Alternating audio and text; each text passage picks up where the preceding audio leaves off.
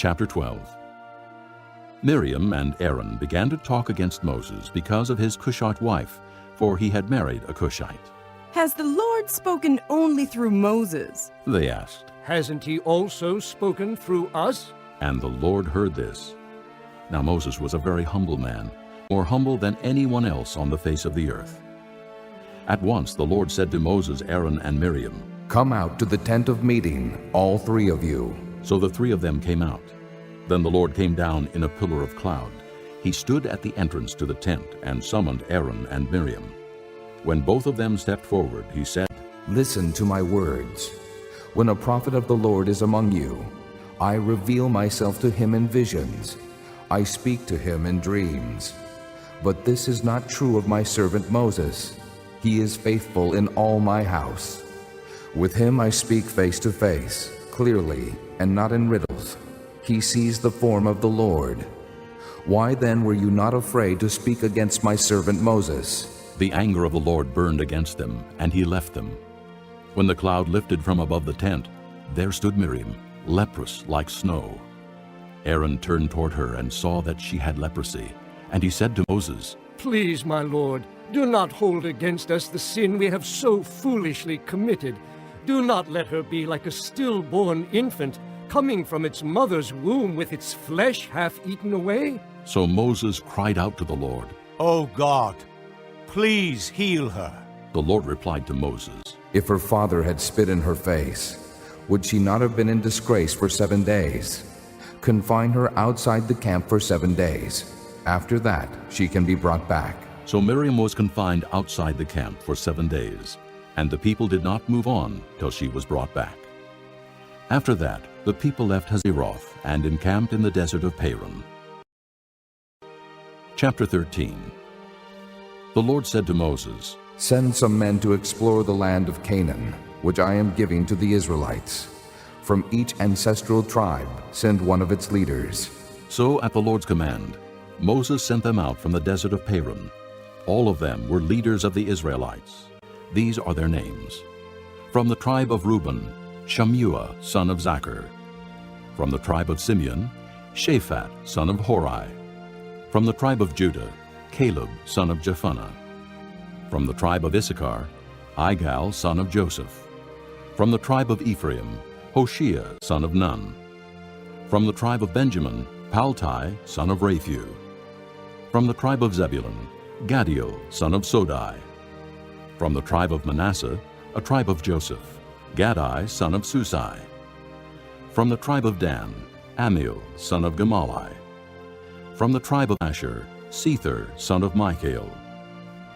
From the tribe of Naphtali, Nabai, son of Vophsi. From the tribe of Gad, Guel, son of Machi. These are the names of the men Moses sent to explore the land. Moses gave Hoshea, son of Nun, the name Joshua. When Moses sent them to explore Canaan, he said, "Go up through the Negev and on into the hill country. See what the land is like, and whether the people who live there are strong or weak, few or many. What kind of land do they live in? Is it good or bad? What kind of towns do they live in? Are they unwalled or fortified? How is the soil? Is it fertile or poor? Are there trees on it or not? Do your best to bring back some of the fruit of the land." It was the season for the first ripe grapes. So they went up and explored the land from the desert of Zin as far as Rehob toward Lebo-Hamath. They went up through the Negev and came to Hebron, where Ahiman, Shishai, and Talmai, the descendants of Anak, lived. Hebron had been built 7 years before Zoan in Egypt.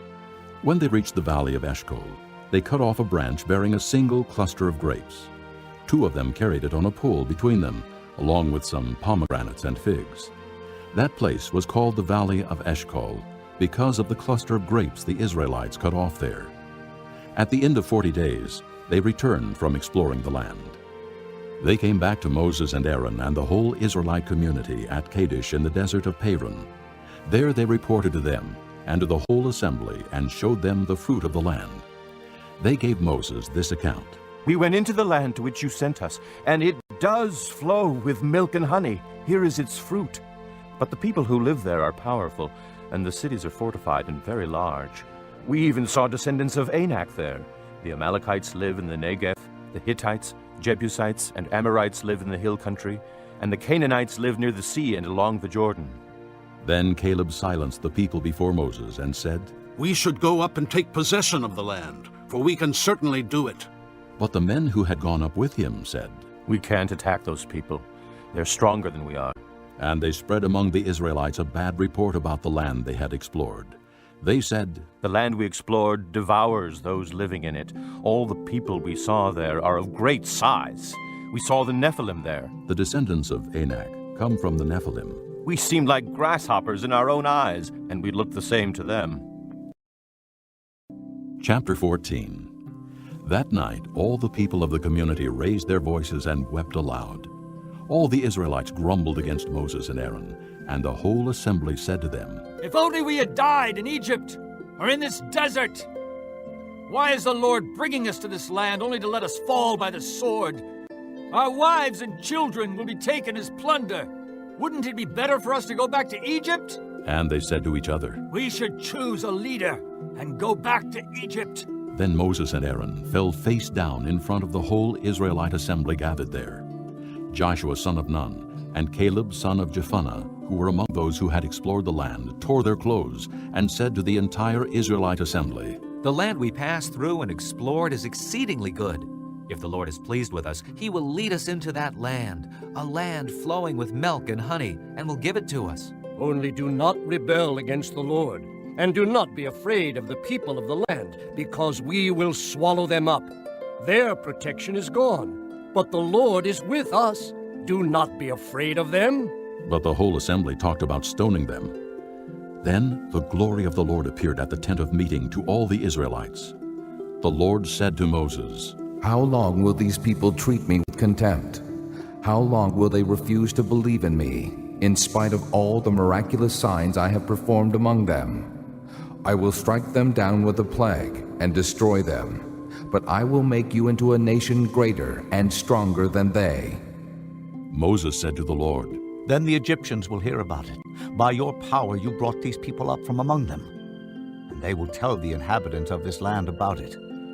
They have already heard that you, O Lord, are with these people, and that you, O Lord, have been seen face to face, that your cloud stays over them, and that you go before them in a pillar of cloud by day and a pillar of fire by night.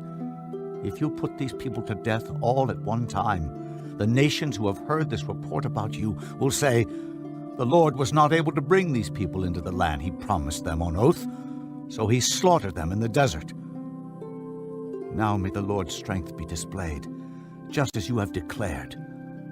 The Lord is slow to anger, abounding in love and forgiving sin and rebellion. Yet He does not leave the guilty unpunished. He punishes the children for the sin of the fathers, to the third and fourth generation. In accordance with your great love, forgive the sin of these people, just as you have pardoned them from the time they left Egypt until now. The Lord replied, I have forgiven them as you asked. Nevertheless, as surely as I live, and as surely as the glory of the Lord fills the whole earth, not one of the men who saw my glory and the miraculous signs I performed in Egypt and in the desert, but who disobeyed me and tested me 10 times, not one of them will ever see the land I promised on oath to their forefathers. No one who has treated me with contempt will ever see it.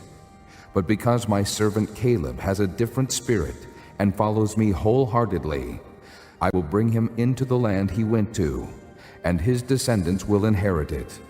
Since the Amalekites and Canaanites are living in the valleys, turn back tomorrow and set out toward the desert along the route to the Red Sea. The Lord said to Moses and Aaron, How long will this wicked community grumble against me? I have heard the complaints of these grumbling Israelites. So tell them, As surely as I live, declares the Lord, I will do to you the very things I heard you say.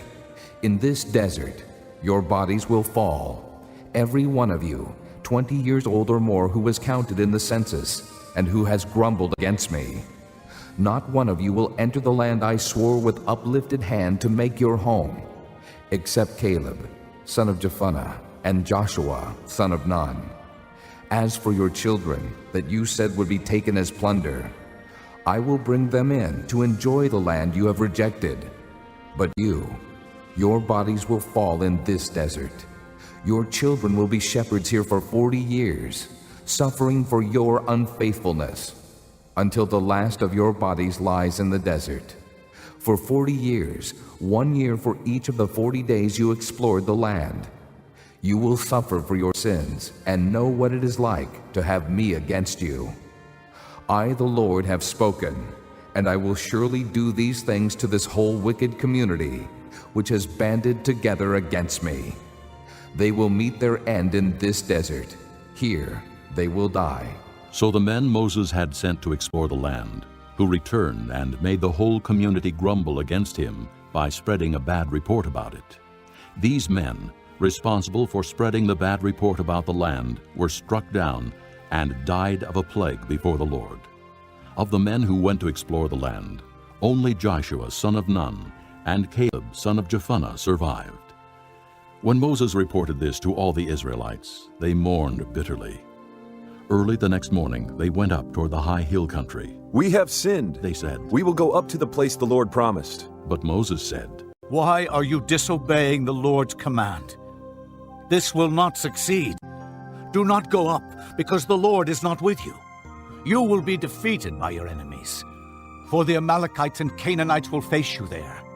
Because you have turned away from the Lord, He will not be with you, and you will fall by the sword. Nevertheless, in their presumption, they went up toward the high hill country, though neither Moses nor the ark of the Lord's covenant moved from the camp. Then the Amalekites and Canaanites who lived in that hill country came down and attacked them and beat them down all the way to Hormah. When Jesus had again crossed over by boat to the other side of the lake, a large crowd gathered around him while he was by the lake. Then one of the synagogue rulers, named Jairus, came there. Seeing Jesus, he fell at his feet and pleaded earnestly with him, "My little daughter is dying. Please come and put your hands on her, so that she will be healed and live." So Jesus went with him. A large crowd followed and pressed around him, and a woman was there who had been subject to bleeding for 12 years. She had suffered a great deal under the care of many doctors and had spent all she had. Yet instead of getting better, she grew worse.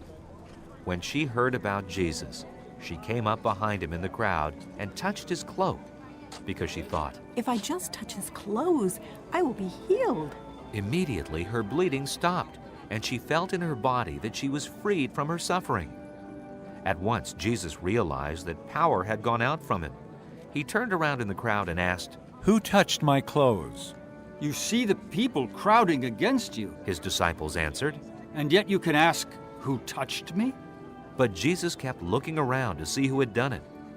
Then the woman, knowing what had happened to her, came and fell at his feet, and trembling with fear, told him the whole truth. He said to her, Daughter, your faith has healed you. Go in peace and be freed from your suffering. While Jesus was still speaking, some men came from the house of Jairus, the synagogue ruler. Your daughter is dead. They said. Why bother the teacher anymore? Ignoring what they said, Jesus told the synagogue ruler, Don't be afraid. Just believe.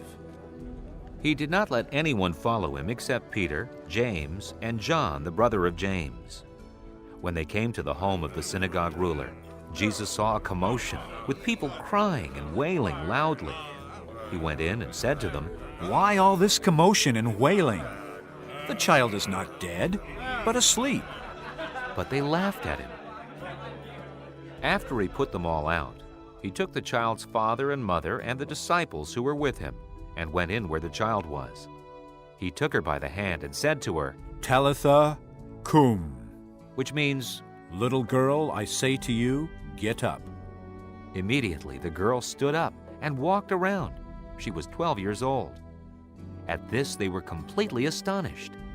He gave strict orders not to let anyone know about this and told them to give her something to eat.